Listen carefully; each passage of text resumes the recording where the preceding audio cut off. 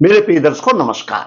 प्रिय दर्शकों, ऋषि ज्योतिष में मैं आपका दिल से स्वागत करता हूं और आपका बहुत धन्यवाद देना चाहता हूं कि आप मेरे वीडियो बड़ी उत्सुकता से देख रहे हैं। जैसा कि आपको मालूम है, मैं वास्तविक कुंडली में शुभ अशुभ योगों के ऊपर आपका मार्गदर्शन करके वीडियो बनाता हूं। मैं आपको भी कहा है, हर वीडियो में बताता हूं, भाई किसी भी एक परेशानी के लिए आप कमेंट बॉक्स में अपनी जन्म की डिटेल लिख दीजिए। मैं आपका नंबर आने पर अवश्य आपका वीडियो बनाऊंगा। ऋषि ज्योतिष वास्तविक कुंडली का विश्लेषण करता है अधिक तौर पर, और ऋषि ज्योतिष सिर्फ लगन से वीडियो बनाता है। मैं हमेशा कहता हूं भाई, सटीक भविष्य के लिए तो वर्क भी देखना आवश्यक है। वो लगन कुंडली में नहीं हो सकता है, वीडियो में नहीं हो सकता। उसके लिए मैं पत्रिकाएं लिखता हूं। मेरी पत्रिकाएं लंबी हो जाती है। एक बार पत्रिका लिख दी तो पूरे जीवन भर का मार्गदर्शन हो जाता है। जो जो चाहता, जो इच्छुक है मेरा दर्शक, वो संपर्क कर सकता है। ऋषि ज्योतिष नर्मदा जी के तट के नजदीक है, नरदेहर। यहां पर काल सर्प दोष, पितृदोष आदि की पूजा की जाती है। संपर्क कर सकता है। आज के इस महत्वपूर्ण वीडियो में हम एक पुरुष जातक की कुंडली में विचार करेंगे, जिसमें कि बहुत ही शुभ योग है और ऐसी कुंडली बहुत ही कम देखने को मिलती है। क्या है, हम विचार करते हैं थोड़ा सा। यह कुंडली के 12 भाव है। ये लगन, लगने, स्वयं का प्रतिनिधि, द्वितीय भाव धन का, तृतीय पराक्रम का, चतुर्थ भाव सभी प्रकार के सुख का, पंचम भाव बुद्धि विवेक शिक्षा का, छठा भाव रोग शत्रु का, सप्तम भाव जीवन सात्विक का, अष्टम भाव जीवन और कष्ट का, नवम भाव भाग्य का भाव है, दसम भाव सम्मान का है, कर्म का भाव है, कर्म क्षेत्र है और किसी भी में प्रतिष्ठा प्राप्ति का है, और एकादश भाव इच्छा पूर्ति का, आमदनी का, बड़े भाई का भाव है, द्वादश भाव तृतीय भाव है, सेवा सुख का भाव है, खर्चे का भाव है और विदेश का भी भाव है। सभी कोई भी लगन की आपकी कुंडली हो, उसमें सबसे ज्यादा अधिक महत्व है लगन लग्नेश का, क्योंकि वह जातक स्वयं है। पंचम भाव पंचमेश का, तो शिक्षा विद्या आदि का भाव है, संतान का भाव है। और नवम भाव भाग्य भाव है, धर्म का भाव है।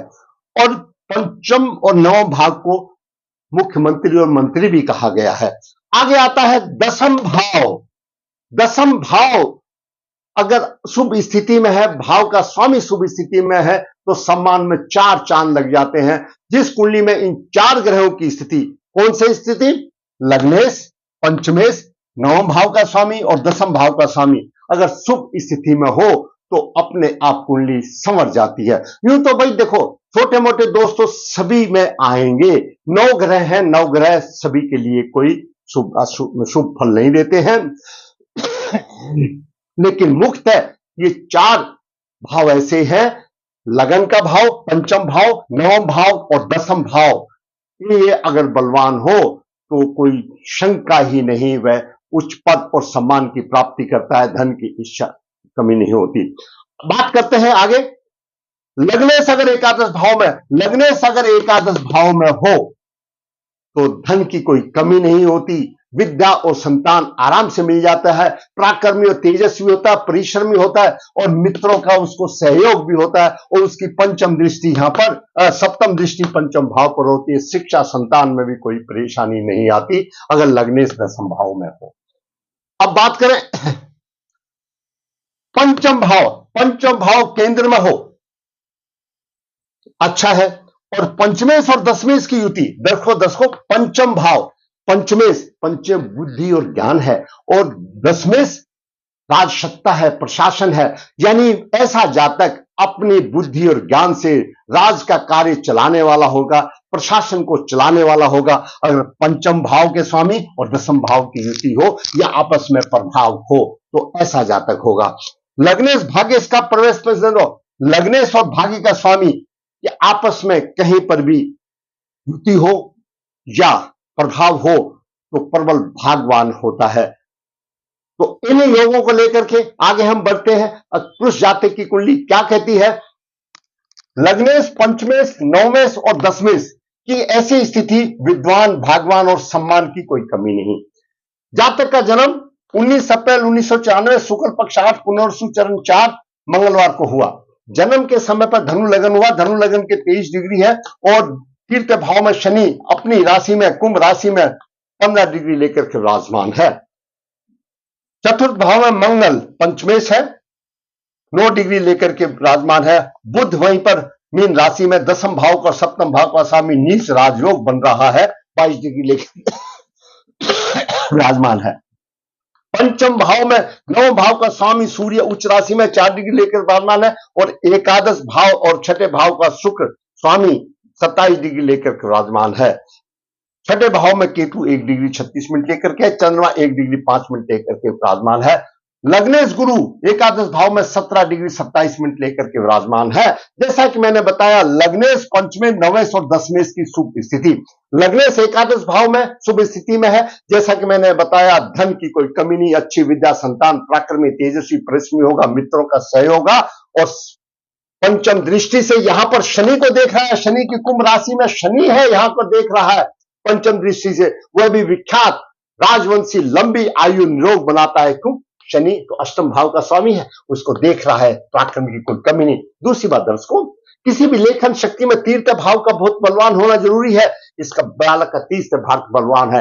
अपनी बुद्धिमत्ता को ये प्रकट करके विजय हासिल करने वाला लड़का है। अच्छे लेख होते हैं, अच्छे आर्टिकल्स होते हैं। और गुरु शनि को देख रहा है, वह भी एक राजवंशी जैसा बता रहा है। गुरु लग्नेश है और सप्तम दृष्टि से सूर्य दोनों एक दूसरे को देख रहे हैं और उच्च का सूर्य है। वैसे ही सूर्य यहां पर उच्च का भाग्य का स्वामी है, वैसे ही शास्त्रों का ज्ञाता होगा और अपने कर्मों के द्वारा प्रसिद्धि होगी, उत्साही होगा। और गुरु की दृष्टि होने से धन भाव में बैठा लग्नेश है तो धनी होगा, राजमंत्री जैसा होगा, न्यायाधीश होगा, शेष पृष्ठ होगा। अगर उच्च के सूर्य को गुरु आपका देख रहा है तो यह भी एक राजयोग होगा। चाहे आपकी लगन किसी भी लगन की कुंडली हो, अगर उच्च का सूर्य है और गुरु देख रहा है तो अपने आप में सम्मान योग है। क्यों? गुरु क्या है? पिता का कारक है, आत्मा का कारक है। और गुरु नहीं, सूर्य पिता का कारक है, आत्मा का कारक है। और गुरु स्वयं प्रशासन का कारक है। और तो प्रशासन की कोई कमी नहीं, राज की सत्ता की कोई कमी नहीं। तो ये गुरु देख रहा है। यहां पर लग्नेश एकादश भाव में तुला राशि में है और देखिए कितने अच्छा संयोग ग्रहों का बन रहा है। अगर शुक्र को भी गुरु देख रहा है, अच्छा स्त्री सुख होगा। यहां पर लग्नेश भाग्येश परस्पर सप्तम है, लग्नेश भाग्येश पर सप्तम है, शुक्र को भी देख रहा है तो अच्छा उसको स्त्री सुख भी मिलेगा, इसमें कोई कमी नहीं। और पिता का सुख अच्छा मिलेगा। क्यों? पिता का भाव ये है, अच्छा सुख मिलेगा। अब बात करें पंचमेश और दसमेश। पंचमेश मंगल और दसमेश बुध की युति चतुर्थ भाव में है। बुध बुद्धि का कारक है, दसम भाव का स्वामी है, सप्तम भाव का स्वामी है। और मंगल भी यहां पर पंचमेश बन रहा है, विवेक बुद्धि का स्वामी बन रहा है। जब दोनों बन गए तो दोनों का प्रभाव यहां पर दसम भाव में है। वैसे ही मंगल का प्रभाव दसम भाव में दिग्बली माना जाता है और बुध अपनी उच्च दृष्टि से देख रहा है तो सम्मान की कोई कमी नहीं, राजसी ठाठबास, राज सिंहासन की कोई कमी नहीं, प्रतिष्ठा की कोई कमी नहीं। ऐसे बालक को मिलने का योग आता है और ऐसा बालक राज संबंधी कार्य चलाने में कुशल होता है, क्योंकि पंचमेश और दसमेश की युति चतुर्थ भाव में आ गई। बुद्धि स्वयं बुद्धि का कारक है और दसम भाव को देख रहे हैं तो राज सत्ता में प्रशासन का अच्छा योग बनता है।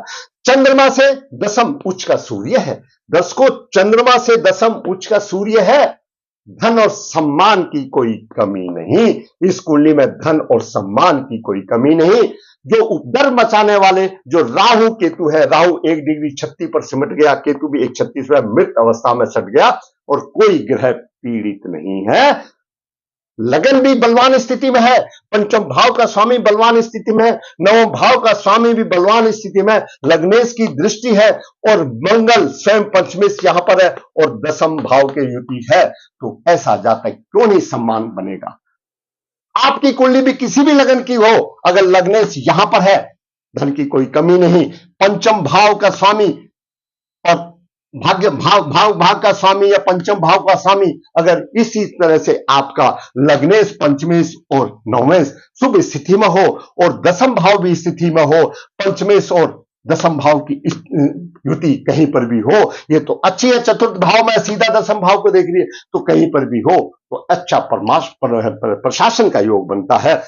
और लग्नेश और भाग्येश का परस्पर संबंध भगवान और सम्मान की कोई कमी नहीं। और दशा भी अच्छी चल रही है। बुध की महादशा 28/12/2015 से 27/12/2032 तक बुध रेवती नक्षत्र में है। तो ऐसे जातक होनहार बनते हैं। इन्होंने पूर्व जन्म में अच्छे कर्म किए गए होंगे, तभी तो ये तिबरी ज्योतिष सिद्धांत में नवम भाव पूर्व जन्म के अच्छे कर्मों से बलवान बनता है। नवम भाव अपने आप में बलवान है। और छोटा मोटा दोष है कि शनि सूर्य को पीड़ित कर रहा है, लेकिन गुरु में उसको बचाव कर रहा है। अगर दोष निवारण करना है तो शनि जो सूर्य को पीड़ित करता है, अगर ये पितृदोष अगर निवारण कर दिया तो और सोने पर सुहागा है। तो जरूरी बात है, शनि का प्रभाव तो सूर्य पर है। शनि 15 डिग्री है, गुरु भी कम नहीं है। गुरु बचा रहा है। लेकिन अगर इसका उपाय कर लिया जाए, सूर्य को फिर भी अर्घ दे दिया, उच्च राशि में है, बलवान कर दिया जाए, शनि को शांत कर दिया जाए और सोने पे सुहागा, वैसे ही अच्छा है, कोई कमी नहीं है। लेकिन थोड़ी बहुत जो कमी होती है उसको संवारा जाता है। मैं हमेशा कहता हूं दर्शकों, अगर घर की दीवारें अच्छी हैं तो उसमें हम कलर वालर लगाने से वह चमक उठता है। तो घर, इस कुंडली में इन ग्रहों की नींव अच्छी है, हम इसको आसानी से संवार सकते हैं। और संवारना क्या, संवरी ही हुई है। छोटी मोटी तो प्रॉब्लम सभी की आती है। तो ऐसा मैंने अच्छा आपको बताया। ये कुंडली आपकी भी, किसी भी लगन की कुंडली हो, अगर इसी तरह से लग्नेश, पंचमेश, नवेश और दसम भाव की शांति स्थिति अच्छी होगी तो जिंदगी में फतेह होगी और उच्च प्रशासन कार्य में बनेगा।